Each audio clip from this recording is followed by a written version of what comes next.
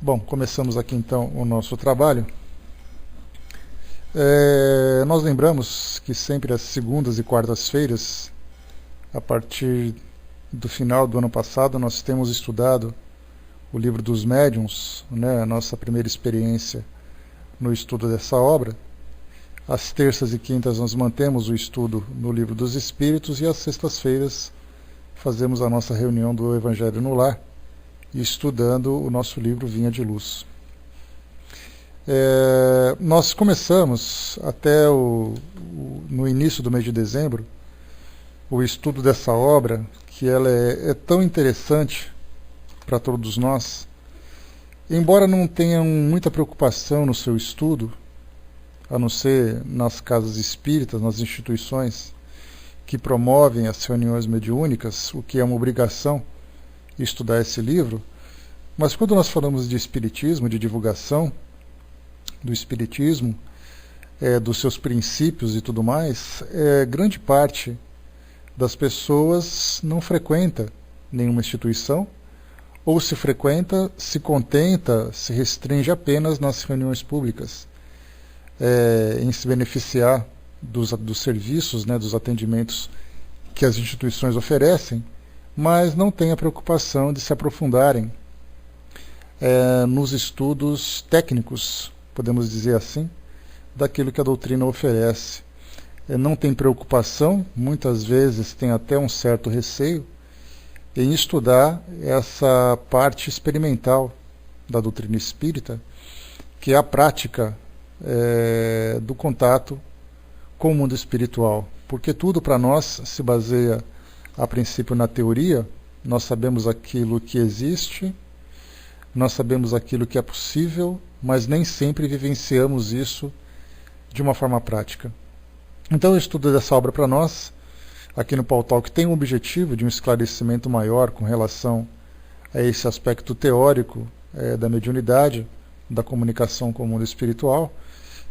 E não teremos naturalmente nenhuma prática, até porque, primeiro, que não é o nosso objetivo, e segundo, porque é inviável aqui nesse nosso meio promover qualquer tipo de reunião mediúnica, embora haja ou já tenha tido aqui no Pautalk reuniões dessa natureza, mas não é o nosso propósito. Então, estudaremos aqui a teoria da mediunidade aqui nessa obra tão importante, né, e tão complexa dentro do meio espírita, e também, até mesmo de um modo geral, para todas as religiões, para todas as filosofias espiritualistas, já que, sendo cadeiras da escola espiritualista, todas elas acreditam no mundo espiritual. Só que acreditar não basta. É importante que a gente entenda qual é a realidade desse mundo, porque conforme nós comentamos na semana anterior, quando nós falamos em acreditar em alguma coisa, não significa necessariamente a comprovação da razão ou a convicção. Significa apenas um conforto da nossa consciência buscando alguma coisa que possa nos dar estabilidade, possa nos dar segurança. Então nós criamos um objeto de crença e alimentamos de acordo com as nossas necessidades. Só que, na verdade, quando nós estudamos o mundo espiritual, que é uma realidade do espírito, nós temos que sair da questão da crença e entrar na realidade, compreendendo exatamente a sua natureza. Então, nessa introdução do livro dos médiuns, na primeira parte, que são as noções preliminares, nós fizemos o estudo do primeiro capítulo, aqui do capítulo 1, em que Kardec intitula Existem Espíritos? Uma breve recapitulação, são 4 pontos, 4 itens importantes que ele selecionou para nós, lendo aqui um trechinho de cada um, só para a gente retomar o raciocínio, porque quando essa obra foi lançada, ela veio como complemento de uma outra pequena obra que tinha sido lançada sobre as orientações mais fundamentais das comunicações com os espíritos. Então, quando foi lançada, diferentemente dos tempos atuais, quando nós falamos de espiritismo, hoje já independente se as pessoas aceitam ou não aceitam a doutrina espírita, pelas suas práticas, pela sua filosofia, pelas suas ideias, independente de gostar ou não gostar, as pessoas sabem que existe, as pessoas sabem qual é exatamente a sua proposta. Naquela época em que foi lançado esse livro, em 1861, era simplesmente uma ideia revolucionária, diferente de tudo aquilo que eles entendiam até então, embora essa visão do mundo espiritual ou a observação do que acontece no mundo espiritual sempre aconteceu. Basta nós pegarmos aí as obras que são tidas como sagradas, que nós temos ali fenômenos bastante interessantes de serem apreciados. E aí então, naquela época, lançou-se não apenas uma nova realidade, mas lançou um novo modo de pensar do homem com o mundo espiritual. Nós falamos de praticamente 1,5 séculos. Então, nos tempos atuais, quando se fala em doutrina espírita, todo mundo já ouviu falar, concordando ou não concordando. E naquela época era novidade, e toda novidade deve romper barreiras, né? Romper dogmas, romper comportamentos, tradições. E nessa ruptura é necessário que você se baseie, você traga ideias bem fundamentadas, ideias coerentes, porque senão ela vai se somar com tudo aquilo que já existe em termos de fantasia, em termos de visões limitadas pelos dogmas, né?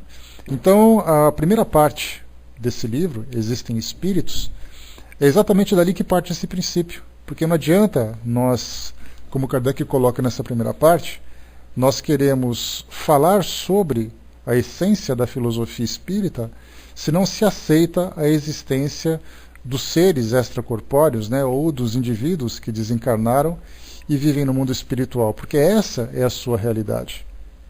Como já comentamos várias vezes, de nada vale falarmos sobre fenômenos, falarmos sobre milagres, falarmos sobre Deus, falarmos sobre preces, se não se imagina alguma coisa além do mundo físico. Então esse primeiro capítulo, em que Kardec pergunta: existem espíritos? É a pergunta mais básica, mais elementar. Qualquer discussão ou qualquer conversa que nós tenhamos com alguém a respeito de doutrina espírita, a primeira pergunta é: você acredita que existe alguma coisa além do mundo físico? A princípio pode parecer uma resposta meio óbvia, é claro que sim, mas tem pessoas que dizem: olha, sinceramente eu não acredito. Aí a pergunta é: como é que a conversa vai se desenvolver a partir desse ponto? Quando ele diz que não acredita, eu vou querer provar o quê para ele? Se é possível comunicação, se as psicografias são legítimas, se os fenômenos espirituais são reais. Se a pessoa simplesmente diz assim: eu não acredito na existência de espíritos. E isso não é nenhuma ofensa à religião, isso não é nenhum conflito ideológico, é apenas uma crença pessoal. Ele não encontrou elementos necessários para poder formar essa ideia na sua mente. Enquanto que a grande maioria das pessoas no mundo acredita na existência do mundo espiritual muito mais pela sua fé do que pela sua lógica. Você acredita que você vai continuar vivo depois da morte do seu corpo físico? A pessoa vai responder: sim, eu acredito. Baseado em quê? A pessoa vai dizer: eu simplesmente acredito. Ou porque está escrito, ou porque é uma necessidade que eu tenho de acreditar. Mas como é que você pode me comprovar de fato que você vai continuar existindo no mundo espiritual? Aí começam a surgir aquelas grandes interrogações na mente de várias pessoas, e cada um ficando com sua crença pessoal, não estendendo mais a discussão, porque ele não pode tirar, a pessoa, o interlocutor no caso, não pode tirar de mim a crença de que eu vejo no mundo espiritual a continuidade da vida do mundo físico, ou a mesma coisa, eu não posso provar para ele que a minha crença é legítima. Então ficamos com opiniões subjetivas, né? Pois é, aparece, né, Armando? Tem um primo que fala muito isso, né? Eu falo para ele: não se preocupa que quando eu for para o outro lado eu volto para te avisar. Ele sempre fala assim: então vem ao meio-dia no meio de um shopping center, não apareça à meia-noite, né? Porque é sempre aquela história: eu vou aparecer à meia-noite numa sexta-feira, aí eu dou um toquinho no seu ombro quando você estiver dormindo. Aí a pessoa já aproveita e já me faz companhia na maioria das vezes, né? Então nós percebemos o quê? Que essa ideia do mundo espiritual, ela depende ainda de crenças pessoais.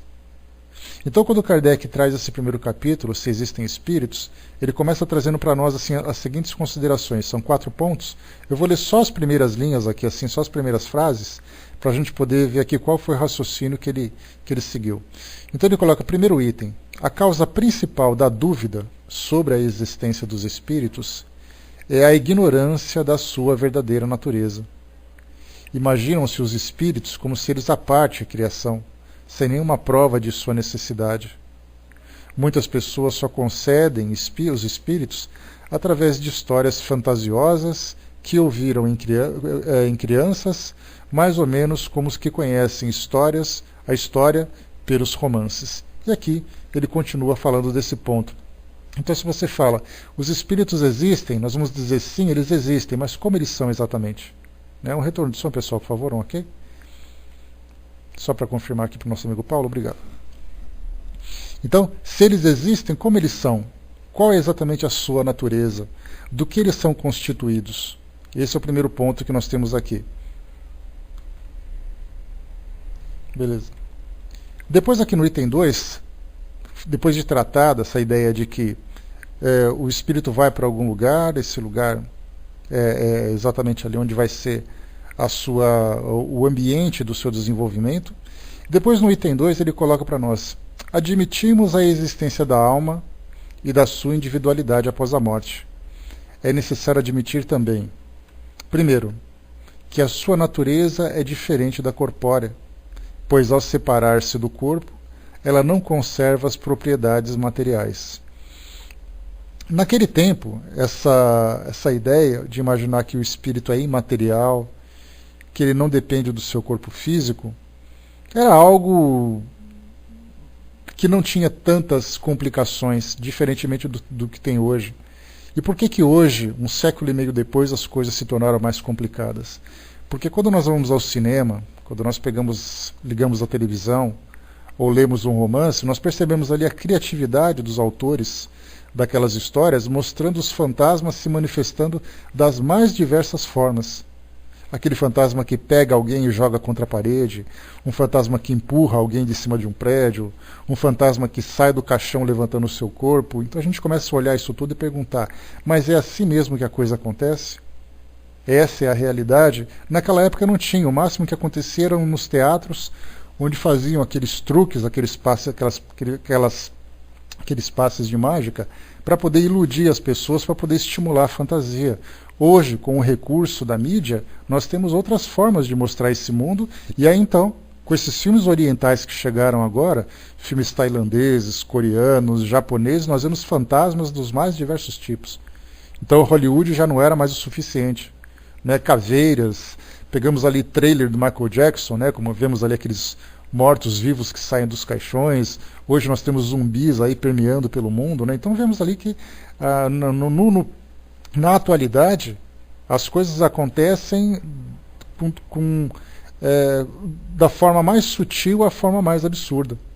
Então por isso que nós começamos admitindo a existência do espírito, é importante admitirmos que a sua natureza é diferente da corpórea, pois ao separar-se do corpo, ela não conserva as suas propriedades materiais. Esse é o primeiro ponto. E não apenas com relação a essa questão dos filmes de terror, mas nós falamos até mesmo da questão religiosa.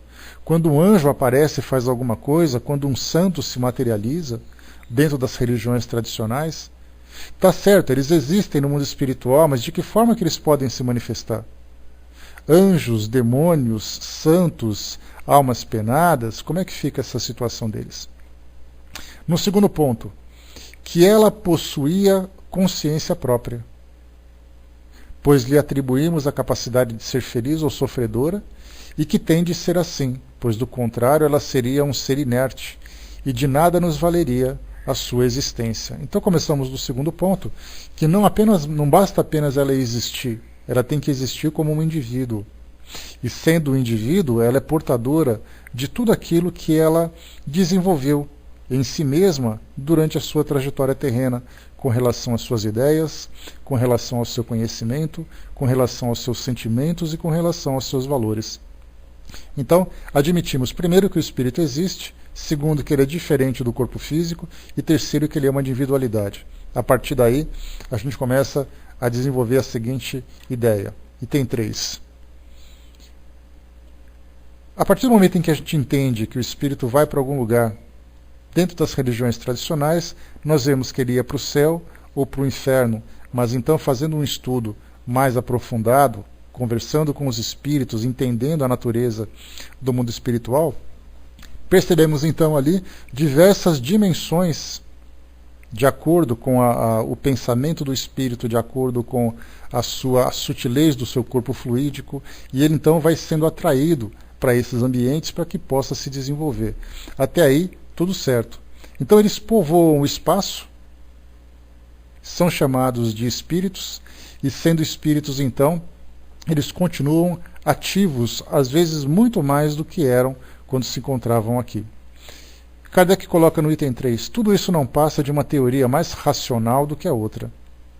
Mas já não é o bastante ser uma teoria que a razão e a ciência não contradizem, então ele já começa a colocar a aceitação. Eu apresento esses argumentos, quando eu digo assim, o espírito existe, existe. Para onde ele vai?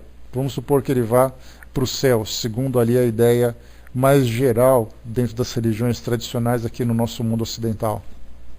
Então você pergunta para alguém numa conversa, escuta, você acredita que o espírito continua vivo? Ele diz, eu acredito. Para onde ele vai? Bom, ele vai para o céu ou ele vai para o inferno. Se for por acaso dentro da visão católica, apostólica romana, e dentro das religiões católicas de um modo geral, o purgatório é aquele ambiente onde ele fica num estado numa condição de aguardar aquele momento final onde vai haver o julgamento. Então a gente pergunta assim, mas se um espírito foi para o mundo espiritual, ele foi para o céu, qual é a condição dele? É de um espírito feliz. Mas ele continua pensando, ele continua se lembrando daquilo que ele vivia.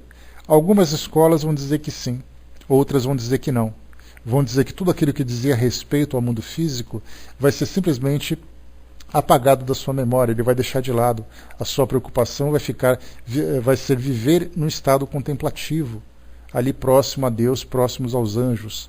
Né? E aí então a gente pergunta, poxa, mas ele não pensa mais em mim? Se for um ente querido que conviveu comigo? E ele não pensando mais em mim, mesmo assim ele consegue ser feliz, deixando para trás os entes que amou? E se por acaso ele for para o inferno, que é ali a sua condição mais inferior, ele vai continuar naquela condição para sempre, ele não tem uma possibilidade de se reajustar, de dar continuidade na sua evolução, de se redimir dos seus equívocos?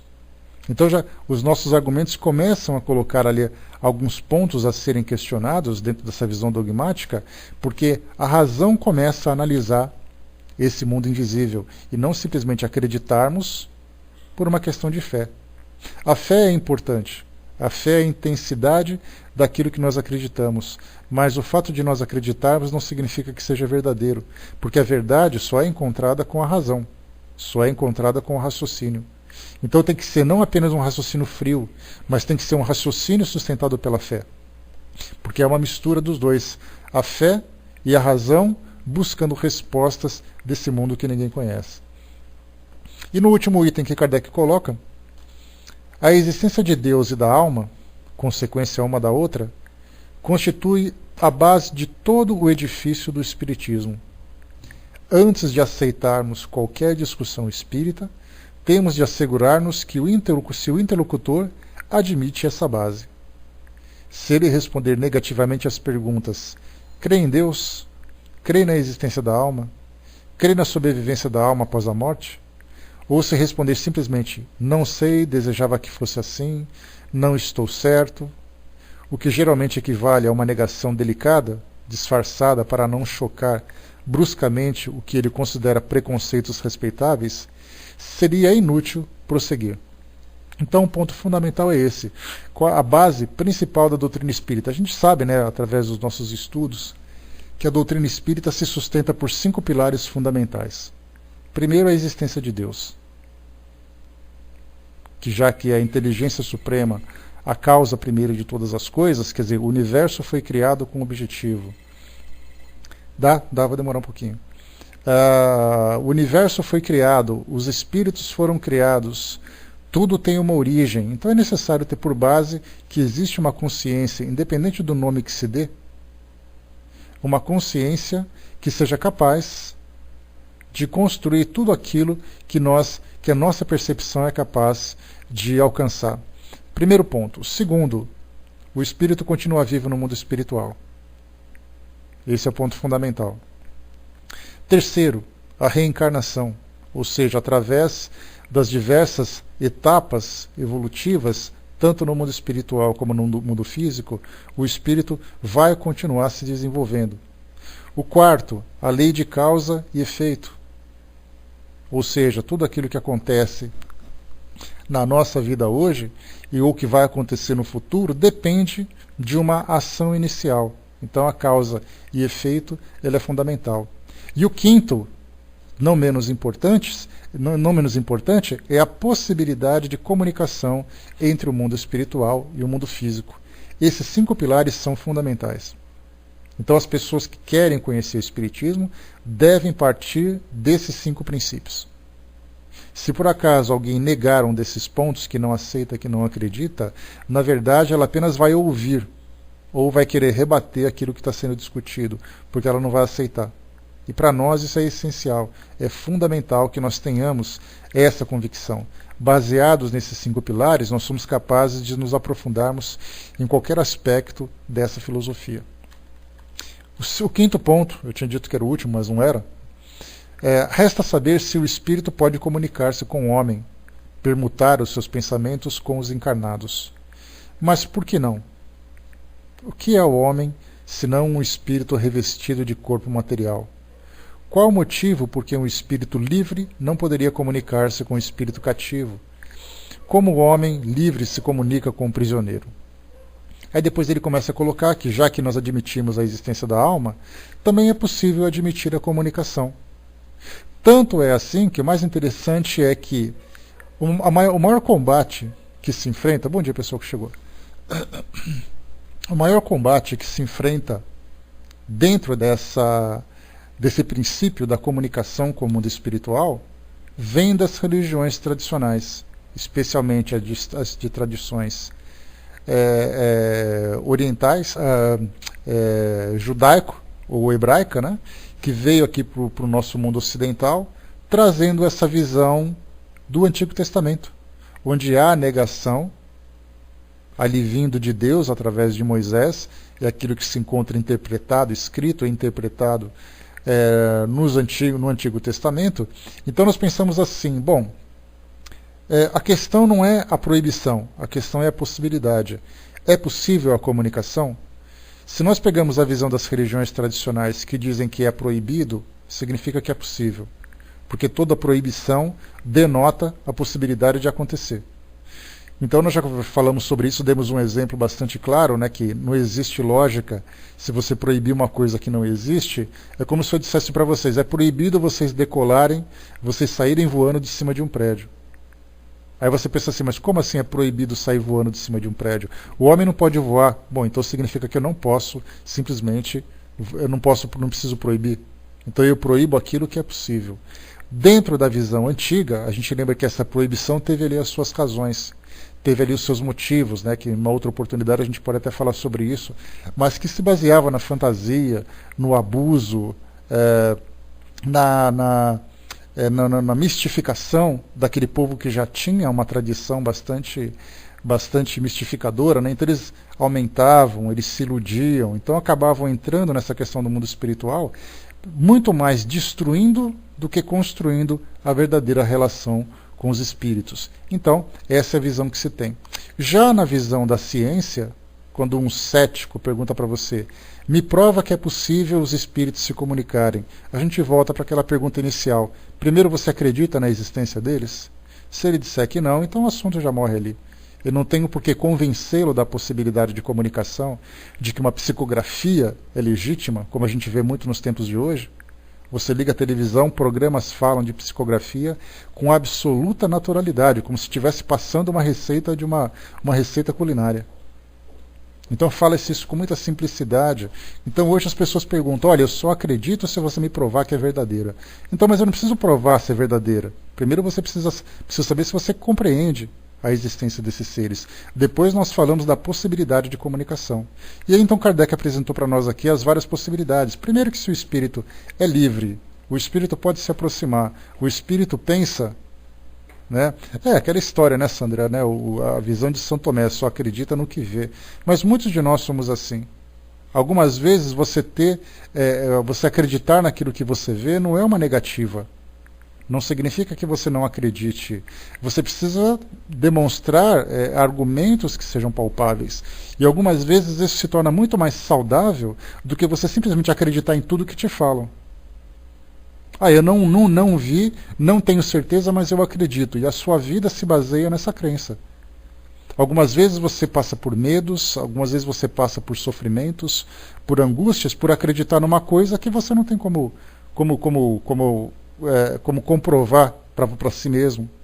Então muitas vezes a gente vive nessa divisão, né? A amiga entra do pároco, né? Pois é, nesse caso, né, a gente vê uma contradição, né? Porque nesse caso ela vai dizer assim, olha, eu só acredito nos espíritos se ouvir. Muito bem, mas dentro da igreja você não acredita, você não vê santos, mas você acredita neles. Então é aquela contradição. Você acredita em coisas que você não vê, mas você espera ver em coisas para poder acreditar, né? Então qual é exatamente a situação em que ela se encontra? E muitas pessoas vivem dessa forma. Acreditam naquilo que as tradições passam, né? Vê as imagens, pois é, mas aquela questão de materializar o mundo espiritual, né, Sônia?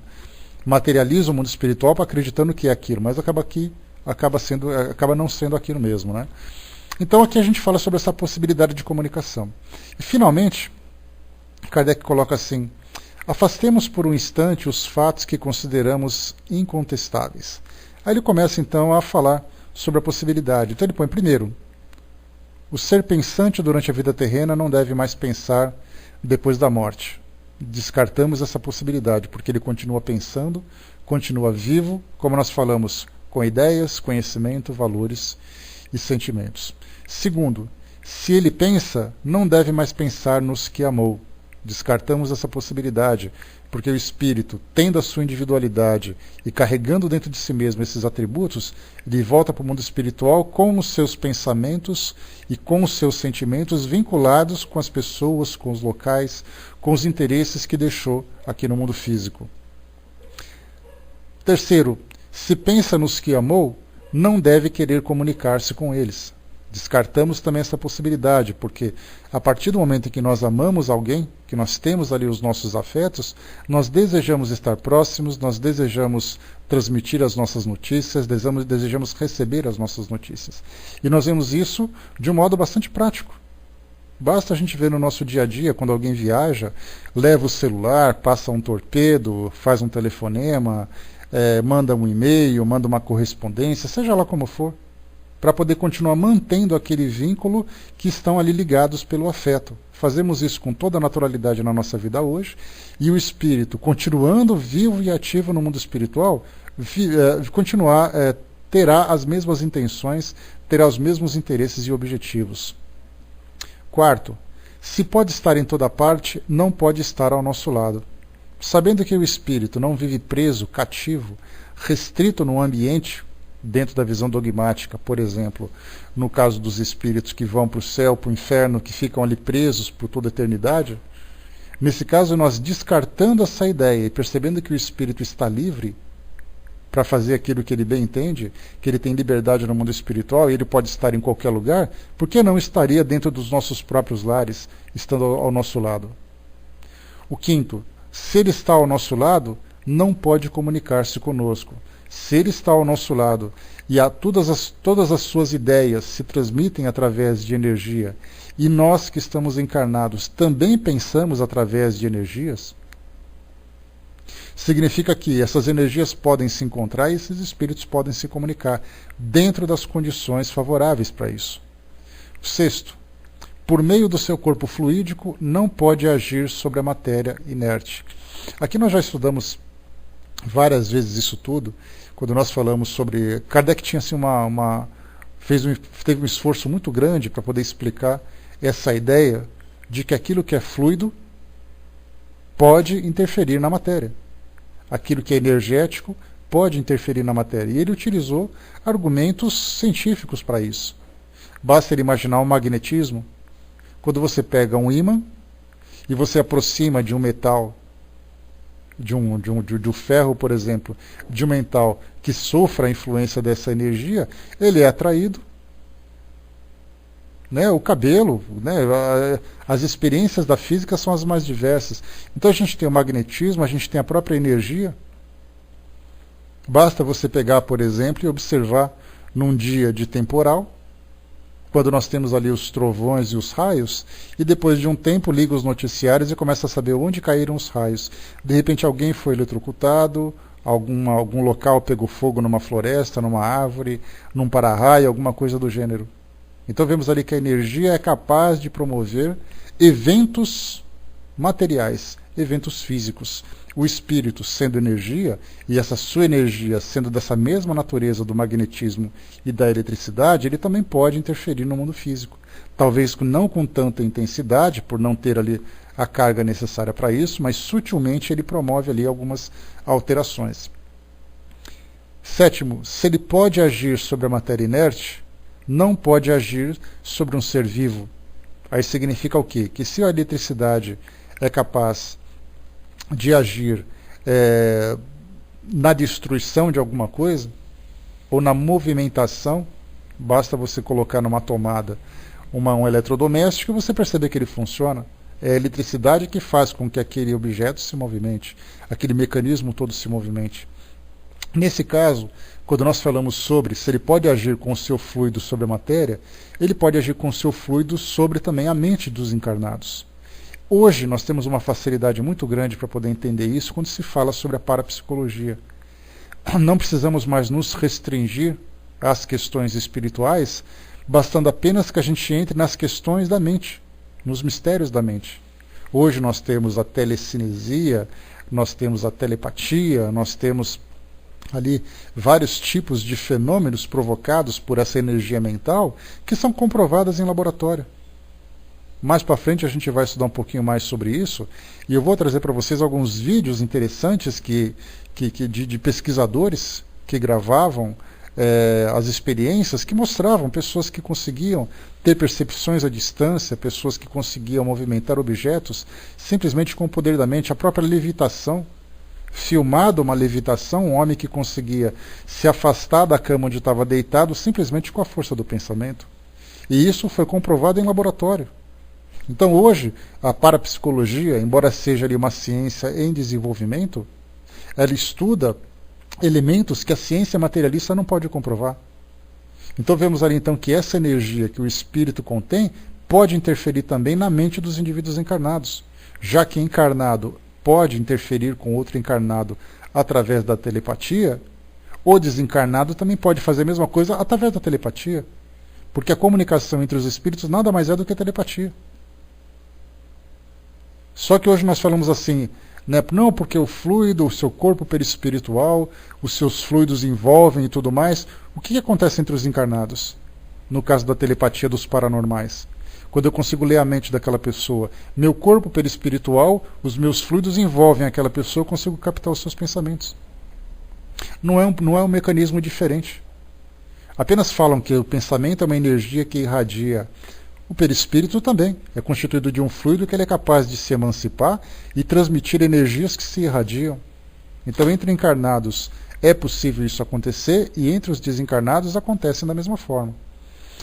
O Brás colocou, vi um pequeno vídeo onde mostrava um homem que levitava e se achava acima de Jesus e passou a querer desafiar o apóstolo Pedro. Né? Tem um pessoal que acaba, algumas vezes até trazem ali algumas faculdades que são interessantes, mas aí entra a vaidade, entra o orgulho, entra as crenças desequilibradas, né, Brás? Aí já entra por um caminho bastante distorcido daquilo que poderia ser aproveitado.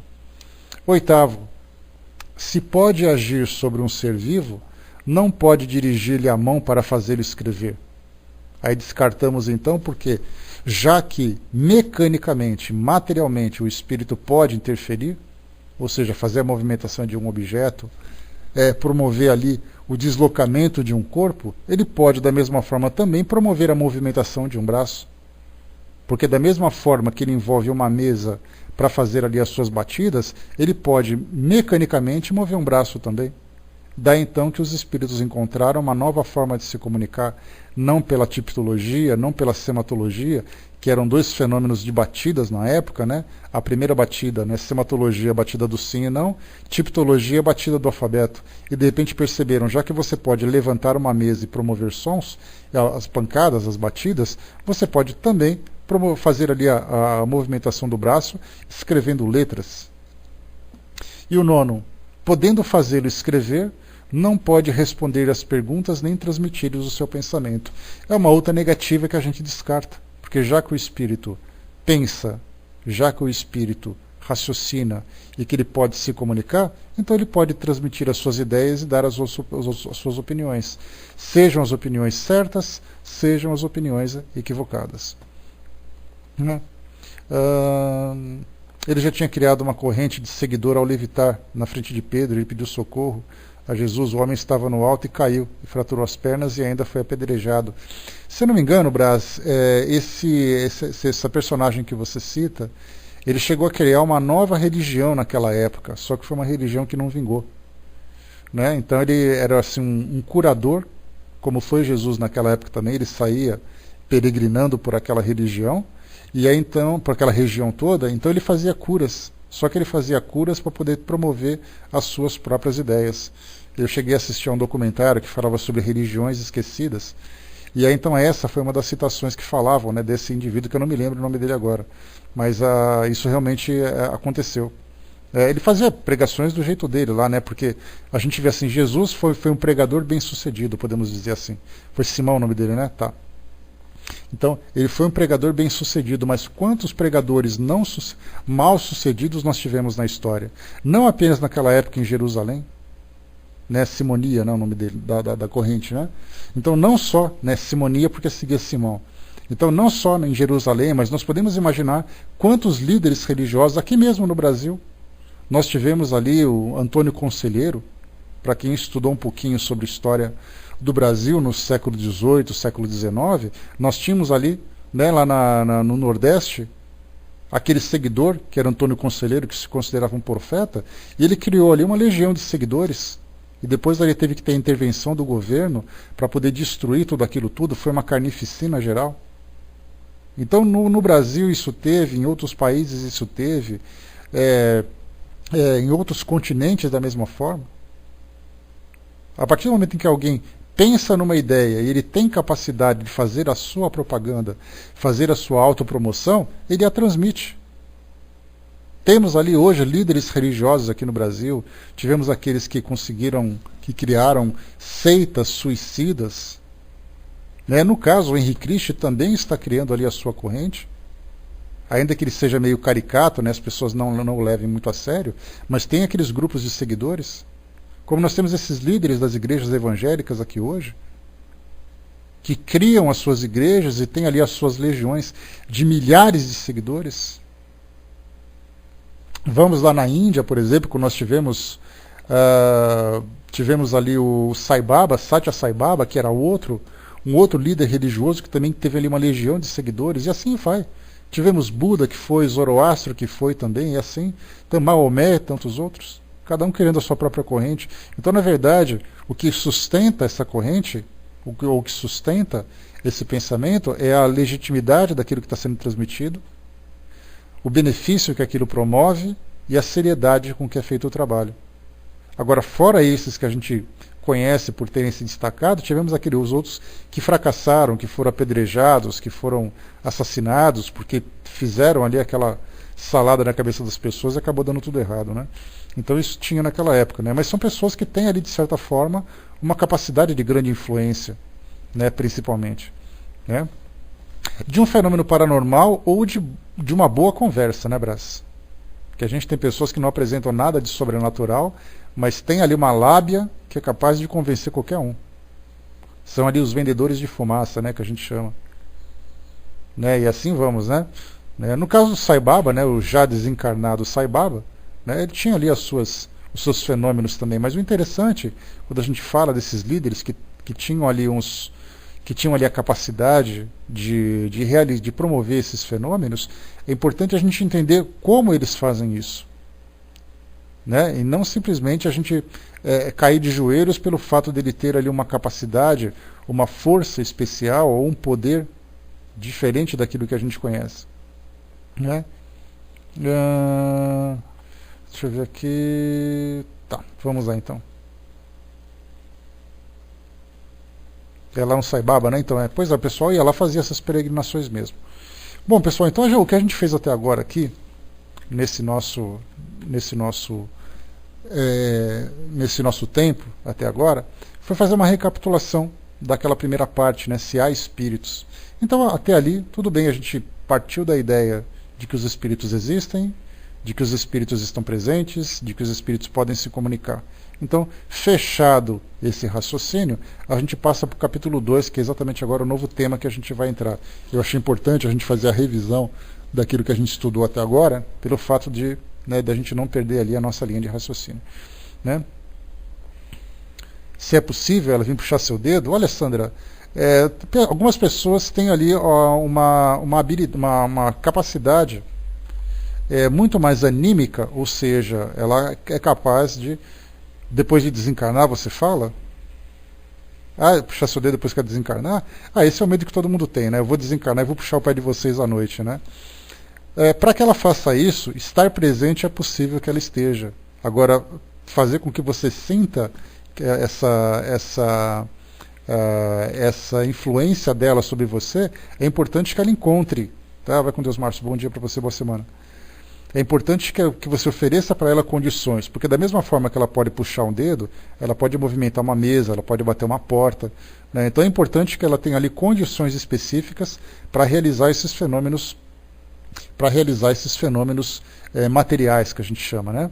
Agora, sonhar já é possível, é a comunicação com o mundo espiritual mesmo. No decorrer dos nossos estudos a gente vai pegar exemplos como esse, né? Porque se a gente fosse sofrer as ameaças de todos os espíritos que desencarnaram, a gente estava perdido, né? Principalmente naqueles momentos onde há assim, grandes crimes, grandes ódios envolvidos, né? O indivíduo fala assim, eu morro, mas eu volto para te pegar. Quantas vezes a gente já não viu isso em filme, né?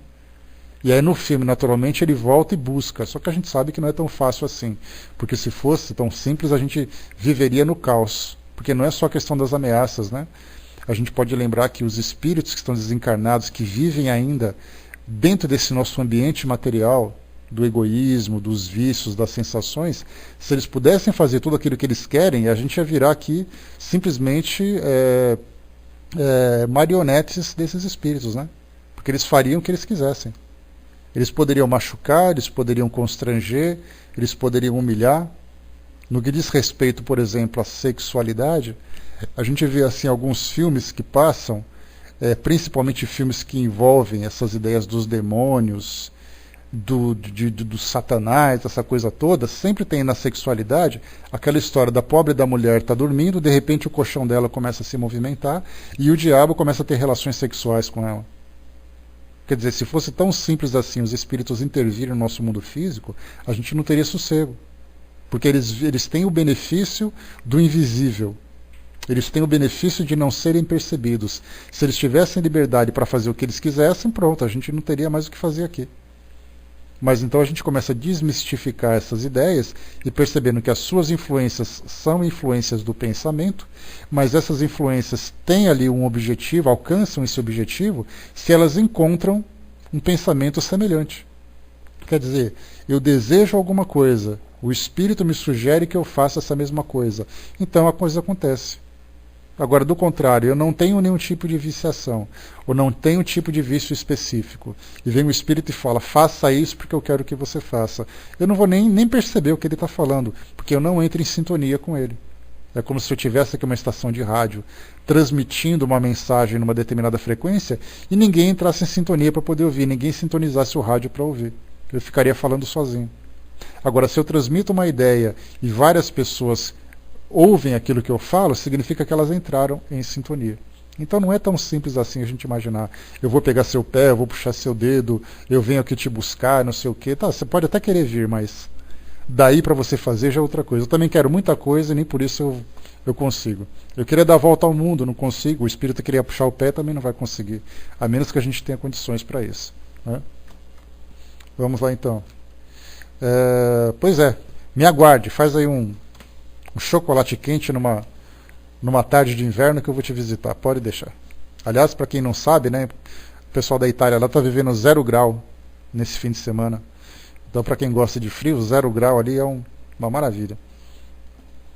A Didima colocou, né, tem sempre que haver permissão e vontade de ambas as partes para haver essa comunicação. E não apenas isso, a própria condição também que é fundamental. Né, Didima? Porque você pode ter permissão, você pode ter vontade, mas você não tem condição para isso. Ou seja, você não tem um médium que possa te dar essa oportunidade. Algumas vezes ele é médium, mas você não consegue entrar em sintonia com ele. É muito mais uma questão mecânica, ou substituindo, analisando assim a fisiologia da comunicação, do que necessariamente essa questão moral. Se pode, se não pode, se deseja, se não deseja.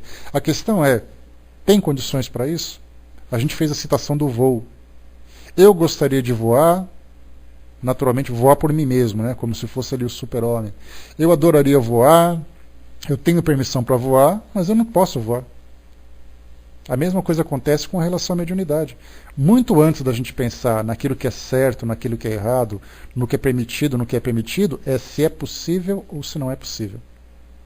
Então, quando a gente vê um conjunto de elementos que vão se juntando para poder favorecer aquele evento. Então, é muito mais complicado do que a gente imagina.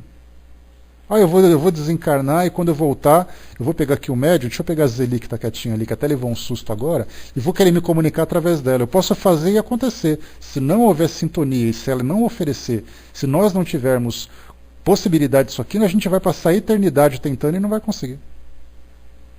Né? Assustou, né, Zeli? Sabia. Então se prepara, tá? Porque eu volto para pegar seu pé. Então, essa história assim, das ameaças que a gente vê, porque é muito comum isso acontecer, principalmente nas reuniões mediúnicas, nos trabalhos de desobsessão. Quantas e quantas são as ameaças que os trabalhadores dessa tarefa recebem do mundo espiritual de que eles vão provocar um acidente, de que eles vão se vingar, de que eles vão fazer acontecer e nada acontece, porque não depende da vontade. Exatamente, Sônia, né? Um dos elementos para a gente poder promover essa proteção é exatamente isso, a vigilância, a conduta, a sintonia, coisa que infelizmente no nosso mundo hoje, esse é o último cuidado que as pessoas têm, inclusive dentro do nosso meio, que temos essa consciência. Né?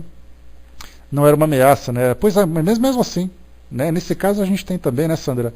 Quando você fala assim, olha, quando eu desencarnar, eu venho e vou ajudar vocês a terem uma vida melhor. Eu posso ter essa vontade, mas de repente eu não tenho possibilidade de fazer isso. Eu não tenho condições, eu não acho situação e tudo mais. É possível? É possível. Agora isso vai acontecer? Como a gente colocou, vai depender de uma série de elementos. Tá? Vamos lá, capítulo 2. Podemos seguir, pessoal? Beleza, né? Vamos lá. Felinha, vamos começar a colagem, por favor? Item 7 agora? Capítulo 2, um maravilhoso e o sobrenatural. Uma outra linha de raciocínio, porque, lembrando, meus amigos, que Kardec, aqui nessas noções preliminares, porque assim, é interessante que quando a gente vai ler, quando vai fazer o estudo do livro dos médiuns, normalmente a gente começa na parte 2, que está escrito ali, Manifestações Espíritas.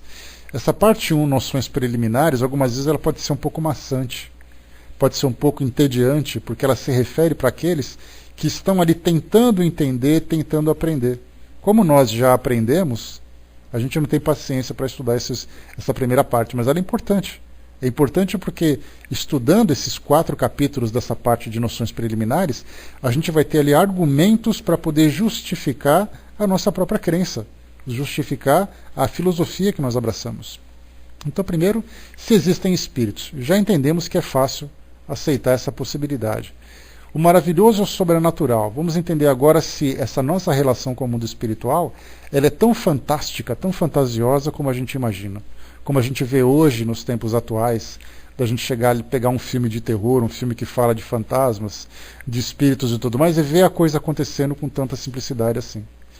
Para vocês terem uma ideia a respeito do sobrenatural, e tocando também nesse ponto que nós conversamos agora, sobre a intervenção dos espíritos no mundo material, tem um filme que é meio comédia, meio terror, meio comédia, chamado Espíritos. é com o Michael J. Fox, aquele ator que fez o De Volta para o Futuro. Ele era um médium, assim, um médium meio picareta, porque ele tinha mediunidade, mas ele utilizava isso muito mais para fazer trambique do que para poder favorecer. E ali então, na história, morreu um serial killer, né, aqueles assassinos seriais que praticavam tantos e tantos assassinatos. E um desses assassinos queria bater o recorde. Né, ele fazia cheio de trambique, porque ele tinha dois amigos desencarnados que ajudavam ele nesses trambiques, né? Então eles davam um susto, depois contratavam ele para poder ele ganhar uma grana. E ele então ele se deparou com uma situação interessante, que era ali um espírito que ele tinha morrido como serial killer, mas ele queria ainda bater o recorde do maior assassino de todos os tempos.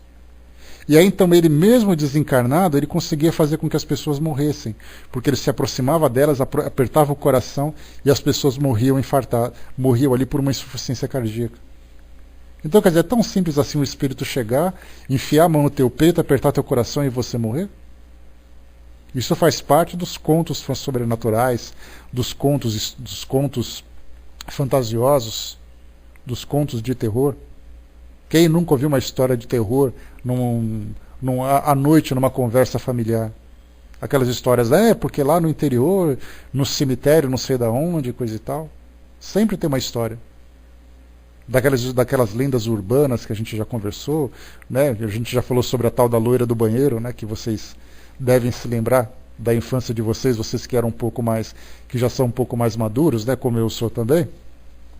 Eu me lembro que na época, na terceira série da escola primária, isso lá em meados de 77, 78 mais ou menos, a gente tinha aquela visão, né? Aquela história de que uma noiva desencarnou. E só que ela não se conformava com a morte que ela teve. Então ela aparecia no banheiro das escolas, pedindo para que as pessoas tirassem o algodão da boca dela para ela poder descansar em paz. E naquela época lá, a gente lembra, né, as crianças não entravam de jeito nenhum no banheiro sozinho, mas nem com reza brava a gente entrava. Tanto que chegou até um ponto em que a própria diretora da escola, na época, teve que intervir com essa história para a gente parar com essa fantasia toda. Então a gente vê que as lendas acontecem, o mundo espiritual acontece.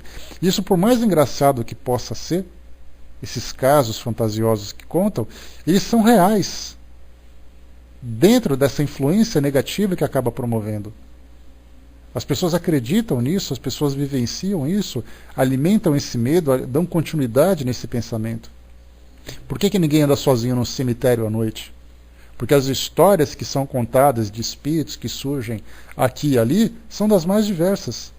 Daí então esse medo que nós temos, esse medo infundado, na grande maioria das vezes, de nos relacionarmos com o mundo espiritual. Então aqui nesse capítulo, o sobrenatural, do maravilhoso e o sobrenatural. O maravilhoso e o sobrenatural. Kardec começa dizendo o seguinte para nós. Só um instantinho aqui. Tá. Se a crença nos espíritos e nas suas manifestações fosse uma concepção isolada, o produto de um sistema, poderia com certa razão ser suspeita de ilusória. Aqui é o seguinte, meus amigos, quando a gente fala sobre sistemas, métodos e sistemas, são duas expressões que Kardec utiliza com bastante frequência. Sistema é uma linha de pensamento que justifica determinada crença. Então, para vocês imaginarem, um sistema pode ser do charlatanismo. Vocês se lembram naquela época em que as cirurgias espirituais eram muito intensas e surgiam pessoas com habilidades manuais que faziam truques, colocando ali miúdos de galinha, bexigas com tinta vermelha, para poder simular algum tipo de cirurgia. Então, aquela visão do charlatanismo naquelas cirurgias era um tipo de método. Para outros, a parapsicologia, quando algumas pessoas dizem assim, que tudo que a gente psicografa, que a gente vê, são projeções mentais. Esse é um outro sistema. Então a doutrina espírita, na época em que ela foi elaborada, ela enfrentou sistemas dos mais diversos. Seria como se nós pegássemos assim vários cientistas ou pessoas de várias ideias diferentes, cada uma dando a sua opinião para justificar aquilo tudo. Só que o interessante aqui, conforme a gente vai estudar logo mais, se um sistema levantava a possibilidade daquilo ser uma farsa, ou daquilo não existir, o outro não se justificava. Mais ou menos assim. A materialização. A materialização de espíritos, que em muitas instituições fizeram experiências a esse respeito, principalmente no início do século XX, final do século XIX, as experiências eram feitas da seguinte forma, as experimentações. Colocavam pessoas numa sala escura, isso porque, segundo os estudos que fizeram, a energia que é irradiada das lâmpadas claras, elas acabam provocando uma dissolução do ectoplasma, que é a substância que os espíritos utilizam para as manifestações físicas. Daí então que as luzes com frequência mais baixa ou em ambientes escuros favorecem essas comunicações. Muito bem. Então o que acontece? As pessoas ficavam fechadas numa sala e de repente aparecia ali um espectro, a imagem de um espírito. Aqueles que defendiam determinados sistemas diziam o seguinte: primeiro, que aquilo é charlatanismo, que aquilo foi feito com um pano branco que estava se movimentando, ou com uma luz, com uma vela que estava escondida e coisa e tal. Muito bem, esse sistema então tentava justificar. Só que aquela luz, ou aquele espírito que apareceu, ele arrastou uma cadeira. Aí então o outro dizia o seguinte: bom, então já que foi um truque, vocês também amarraram uma cordinha e puxaram a cadeira. Só que fizeram uma análise e perceberam que não tinha cordinha nenhuma. Então esse primeiro sistema caiu por terra. Esse primeiro sistema não conseguiu explicar aquele fenômeno. A gente vai ver, por exemplo, outros sistemas que falam de truques, que falam de parapsicologia, que fala de ilusão. Carl Sagan, astrônomo do século XX, do final do século XX, bastante conceituado. Eu já comentei com vocês sobre esse livro, mas sempre vale a pena a gente falar dele de novo. Ele escreveu um livro chamado O Mundo Assombrado pelos Demônios. Esse livro não fala de demônios místicos, mas ele fala do demônio da ignorância. Então ele fala que o mundo é assombrado pela ignorância. E o sistema, um dos sistemas que ele utilizava, por exemplo, para justificar a aparição de Fátima, lá em Portugal, no início do século XX, era uma ilusão coletiva. Ilusão coletiva. Então era um sistema que ele estava utilizando. Então é isso que a gente vai começar a analisar. Que aqui ele fala que, no caso, a crença nos espíritos das manifestações, em vez de ser produto de uma crença, poderia, se fosse produto de uma crença, poderia ser uma suspeita ilusória. Mas Kardec vai dizer assim que quem deixa eu ver aqui. Quem nos dirá, então, por que ela se encontra tão viva entre todos os povos antigos e modernos, nos livros santos e em todas as religiões conhecidas? Aí já percebemos então que não é simplesmente um sistema, mas é uma crença generalizada. Agora a gente precisa analisar essa crença do porquê da sua existência. A Marta colocou para nós aqui, mas como fica a questão das cirurgias à distância, de tratamentos que são prescritos à distância e não tem continuidade? Na ilha de Itaparica, tem uma seita que trabalha com esse pano branco. Eles colocam uma roupa branca no centro da sala e, no determinado momento, a roupa fica em pé, calça, camisa e tudo mais. Agora, aquilo que a gente viu, Marta, tanto nos casos das cirurgias como no caso dessas experiências, aquilo que Kardec fez na sua época, ele não julgava se aquilo era verdadeiro ou se era falso, se era um truque ou se era legítimo. Ele ia presencialmente e fazia uma observação. E começava a fazer anotações daquilo que ele percebia. Quem eram os envolvidos, qual era o objetivo daquelas reuniões, o que exatamente provocava aqueles fenômenos. No caso da distância, a gente casos, por exemplo, de pessoas que relatam cicatrizes que aparecem do nada, curas que são promovidas que a ciência não consegue explicar. Então, ainda, no que envolve essa questão espiritual, que envolve ainda esses fenômenos que a ciência materialista não pode explicar, não adianta a gente querer argumentar como é que fica isso, como é que fica aquilo. É uma questão assim, acontece. Algumas vezes tem pessoas que passam por tratamentos terríveis, com doenças que não são curadas pela nossa medicina. De repente ela faz um tratamento espiritual, não importa se é espírita, se é espiritualista, se ela faz uma peregrinação dentro da fé que ela abraça e tudo mais. Depois de um tempo ela volta, traz os exames de uma coisa que aconteceu que ela não consegue explicar. Então a gente começa a pensar assim, como é que nós vamos explicar isso? Tem coisas que não são explicadas pela ciência. Mas no caso, por exemplo, da doutrina espírita, que ela estuda a questão dos fluidos, da intervenção dos espíritos, da transformação da matéria, nós encontramos argumentos para poder tentar entender, mas não significa que a gente vai conseguir explicar. Né? Então, tanto tratamentos à distância, como tratamento presencial, como esses fenômenos que você citou, são situações que merecem o nosso estudo. Né? O que fazer com os tratamentos à distância? Tem aqueles que têm instituições que são bastante sérias a esse respeito. Né, tem instituições que são assim bastante conceituadas, os espíritos trabalham e tudo mais, né? Então faz o tratamento à distância, porque aí é uma questão de fé também.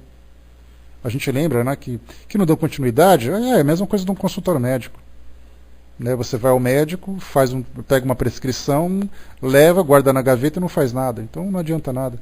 E nessa questão espiritual não é simplesmente uma questão, né? Você mora na França. No caso, para você fazer um tratamento à distância, você está dizendo, Marta, primeiro você tem que encontrar primeiro uma instituição que faça esse tipo de tratamento. Né? Aqui em São Paulo, aqui no Brasil, nós temos, por exemplo, o Centro Espírita Frei Luís, se eu não me engano, ele faz um tratamento à distância. João de Deus, lá em Abadiânia, também faz. Né? Então, é questão de se informar. Né? Questão de se informar para saber exatamente de que forma que eles trabalham. Mas muito mais, acima de qualquer tipo de possibilidade, é uma questão de convicção da parte de quem faz o tratamento. Eu acredito que isso é possível. E acreditando que isso é possível, isso é possível acontecer. A gente lembra que na passagem do Evangelho, quando Jesus promovia as suas curas, fazia as curas, ele dizia para as pessoas, não fui eu que te curou, foi a tua fé. Então é dessa forma que isso vai acontecendo. Agora é uma questão de você ter contato com quem for aqui próximo, né? Nós temos ali no Rio também. Qual é o nome daquela instituição, pessoal, que ela não é espírita, ela é espiritualista, que também faz tratamentos à distância? Me lembrem aí, me ajudem a lembrar. Tem o Frei Luís, que ele é espírita, mas tem outro que não é. Tupiara, obrigado, Florzinha. Né, o Centro Espírita Tupiara, que ele não é espírita, ele é mais ligado na Umbanda, que eles fazem também tratamentos que pessoas que fazem tratamento lá trazem ótimas referências, ótimas indicações. Só que no caso do Tupiara, você tem que ir presencialmente, né, preencher um formulário e aí eles fazem um tratamento à distância. Né, então, tem ali algumas formas de contactá-los, eu não sei como é que isso funciona, a gente pode até investigar isso depois. Né? Mas são tratamentos que são feitos, né? Homeopatia que hoje eu não sei o que fazer agora, né? Se continua ou não. Todo tratamento deve ser seguido, né, Marta? Se você optou em começar um tratamento, siga até o final. E faz o acompanhamento médico adequado, né? Independente de qualquer tipo de tratamento espiritual. O tratamento espiritual ele funciona muito bem, e muito mais ainda se ele tiver compartilhado com a nossa ciência médica. Então, se você começou a fazer um tratamento, então dê continuidade a ele e vai fazendo as investigações principalmente. Né? No caso do João de Deus, filhinha, pega por favor o e-mail da Marta, que eu passo para ela umas referências depois. Tá, inclusive tem um vídeo muito legal que foi feito sobre o João de Deus. Eu não conheço, tem pessoas que acham que é um trabalho muito bonito, tem pessoas que desconfiam do trabalho. Então, assim, de um jeito ou de outro a gente passa a informação e depois cada um tira a sua própria conclusão. Tá? Passa para a Vaninha teu e-mail, Marta, que depois ela me passa e eu passo as referências para você. A Wasserfall fez um tratamento no Tupiara e ficou boa, né? Então, são tratamentos dos mais diversos, né, que são feitos, né? A gente vai tentando ajudar assim à distância, tá bom, Marta? Passando as informações para você. Tá? Então, nessa questão exatamente, eu tenho esse documentário, Anderson, depois eu passo para o pessoal. É um documentário bem feito, naturalmente falando sobre o trabalho, né, falando sobre aquilo que as pessoas colhem de bom e tudo mais, né? Inclusive já tivemos outras reportagens que são feitas de pessoas que foram lá e não receberam tratamento, não receberam a cura que esperavam. Então tem argumentos pró e argumentos contra, né? Esse trabalho, né? Então, sei lá. O importante é cada um conhecer, né? O Braz conhece, né? O Braz conhece lá o trabalho, está colocando ali que quase 40 anos e não caiu, né? E muitas pessoas são beneficiadas, né? Então é questão de conhecer. É difícil a gente colocar isso como sendo a minha opinião, ou a opinião de algum, a opinião de outro, como sendo definitivo, né? Até porque, né, tem essa situação que tem pessoas que são beneficiadas por esse tratamento, tem outras que não conseguem receber aquilo que precisam, outras que não merecem aquilo que recebem, ou que desejam receber, pessoas que não podem receber nenhum tipo de tratamento. Não é simplesmente assim, né? A nossa vida física ela é muito bem planejada e as experiências que a gente vivencia têm ali os seus propósitos. Algumas vezes a doença para uma pessoa é o que impede que ela sofra muito mais no futuro, porque a doença física, a gente lembra, só para a gente poder concluir aqui o nosso estudo de hoje, que já está no finalzinho, no próximo estudo a gente retoma esse capítulo 2. A gente lembra que tem pessoas que, sem uma doença, ela tem a liberdade para viver a vida dela à vontade. Só que algumas vezes a vida dela é vivida nos vícios, vivida nos abusos, nos excessos. E a gente não fala de vícios químicos, não. Algumas vezes eu posso ter ali uma doença, uma diabetes, por exemplo, é aquilo que vai me educar na minha alimentação. Porque se eu tiver uma vida saudável, eu vou abusar e vou provocar a destruição do meu corpo da forma mais negativa possível. Né? Então é sempre importante a gente analisar qual é o objetivo das doenças. O fato de eu querer um tratamento não significa que eu vá receber. Algumas vezes a doença foi eu mesmo que escolhi. Eu falei assim, eu preciso ter essa limitação, porque ela vai ser o meu ponto de equilíbrio na minha encarnação atual. Aí quando chega aqui eu vou buscar uma cura, e essa cura não acontece porque foi uma escolha minha. Ou porque também é uma experiência que eu preciso vivenciar. A gente nunca sabe. Não dá para a gente determinar aquilo que é ou aquilo que não é, pelo menos não na nossa condição atual. Né? O irmão X lembra daqui que faz muita coisa que não é espiritismo. Né? O importante é que o espiritualismo, bem trabalhado, ele é importante. Né? Ele acaba trazendo ali benefícios importantes. A Cindy colocou para nós ali, né, www.espirito.org.br/atende/irmã-duca.html, né? Tem uma Cindyzinha que colocou para nós uma referência, né? Mesmo que a doença venha levar à morte, doença é doença, morte é morte, né, Anderson? Você pode desencarnar estando saudável, né? E uma doença muitas vezes é a experiência que você tem que vivenciar através da dor, através do sofrimento, né? Nunca se sabe. Então, porque é que você não participa com frequência do nosso estudo, mas em outra oportunidade a gente conversou o seguinte: quando você fala sobre destruição, porque a lei de destruição, conforme consta no Livro dos Espíritos, a gente imagina que tudo aquilo que é bonito, de repente se destrói. Só que na verdade, quando a gente fala de destruição, a gente fala de transformação. E quando o nosso corpo é destruído, na verdade ele é transformado e o espírito é liberto. Então, para a natureza e para a nossa necessidade evolutiva, a morte é um processo de transformação e ela pode se dar com você dormindo tranquilamente na sua casa, com você dirigindo o automóvel e sofrendo um acidente terrível, ou você estando na cama de um hospital. O processo, independente das causas que te levam àquele efeito final, vai depender da experiência que você precisa. Então, desencarnar todo mundo vai. A forma como cada um desencarna é de acordo com a sua necessidade. Né? A gente tem ali as doenças que interrompem uma vida promissora, mas uma vida promissora em que sentido? Em sentido material, e a vida promissora para o espírito, como é que isso fica?